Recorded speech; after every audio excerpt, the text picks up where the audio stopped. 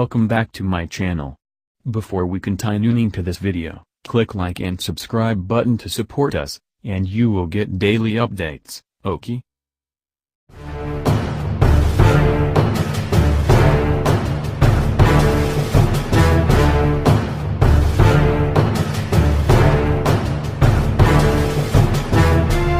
It's one thing to flip down the back seat of a ChryslerTown Country stopped at a grand spot, sit on the collapsed-down backrest and take a gander at the dust.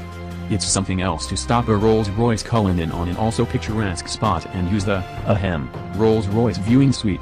Sent at a touch of a catch, the viewing suite is framed by two back-confronting capstan seats that rise up out of the Cullinan's trunk. And additionally the seats, a mixed drink table is fitted on the richly happy with a review stage that empowers a Cullinan proprietor to take on the planet's most stunning vistas or view a game's occasion or even watch their kids participate in their school sports day, as Rolls-Royce recommends.